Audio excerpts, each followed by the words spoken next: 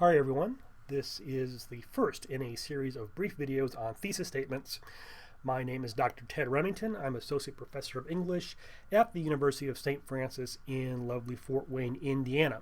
Now in this first video, we're simply going to review basically what a thesis statement is. Even if you think you know, it's good to review, and what I've often found is that even with people who think they know what a thesis statement is, it turns out that they don't have quite the firm grasp on it that they think they do. So we're going to briefly go through what a thesis statement is and what it does in academic writing. Anything from a 5-paragraph essay in a junior high composition class to a doctoral thesis to get a PhD in molecular biology.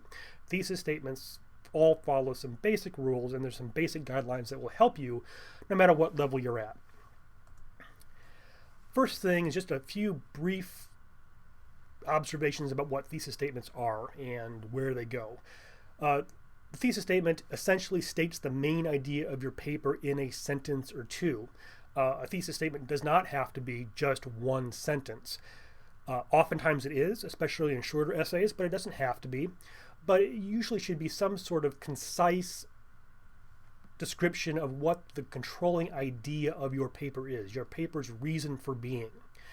It usually comes early in the paper, and again, in a short essay, say a 4 to 6 page essay, you're usually going to find a thesis statement at the end of the first paragraph. In a longer paper, say a term paper or a draft of a journal article, something like that, you may have a longer introduction that goes several paragraphs, and there you'll find the thesis statement usually towards the end of that introductory section.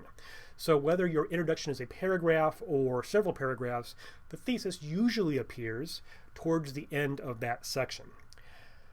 Now, a little bit more important, exactly where it goes is what it does or what it is. A thesis statement gives an opinion rather than stating a fact, and this is something that we're going to drive home in this video and in future videos. A thesis is an opinion, not a fact.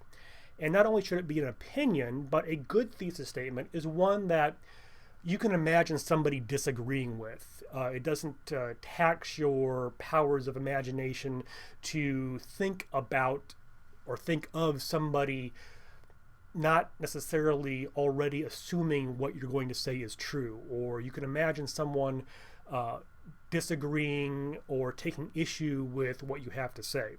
If you can't really imagine any reasonable person disagreeing with your thesis, chances are you don't have a thesis.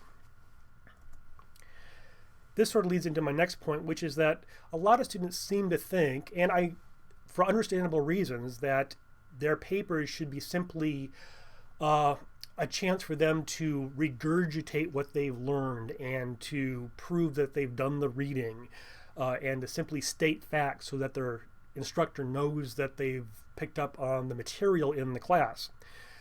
But papers are not take-home exams. An exam is what an instructor gives you if he or she wants to figure out what you know.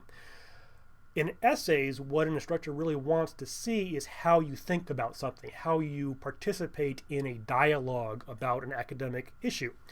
So instructors really want to hear what you have to say, at least most of the time. There may be exceptions out there, but most of the time instructors really want to hear what you think.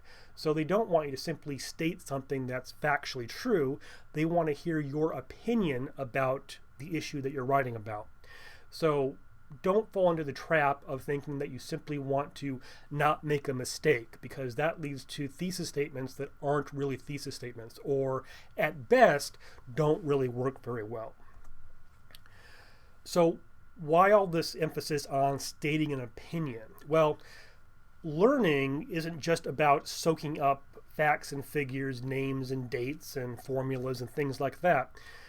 It's really about figuring out how to create knowledge. And the way we create knowledge is by having conversations with each other. And in academics, that takes the form usually of papers, essays, presentations of that sort. So knowledge is created by people involved in the discussion coming up with claims that they make and offering some reasons why they think this claim is true or at least worth considering, and then getting feedback from the people they're conversing with. And when we're writing essays, the people that we're conversing with are our readers. And your audience should really be challenged by your thesis. Your thesis should get them interested in what you have to say. If you simply say something that they already know or already believe in, then they're not going to be very motivated to continue the conversation with you. So if you want to get someone interested in talking with you, you want to say something that will be of interest and give them some sort of new insight. And that's what a good paper is supposed to do. So that, in essence, is what a thesis statement is. It's an opinion that you can imagine somebody reasonably disagreeing with, and it should be something that comes from your own thoughts on the topic, not simply a regurgitation of what other people have already said about it. In particular, you want to keep in mind that your instructor certainly is curious and wants to know about what you know about your topic, but even more so, he or she wants to know how you think about it. That's the purpose of writing a paper in an academic setting for a teacher, is to show how you think about the topic. So writing a paper that challenges or critiques views that your readers might have, including your instructor, are great. In fact, as someone who's read a gazillion papers, I can tell you that I would much rather read a paper that challenges me or sort of throws me off balance than simply reading something that just restates what I already know about the world. So keep that in mind, that it's worth it to stick your neck out. That's what a thesis ought to do.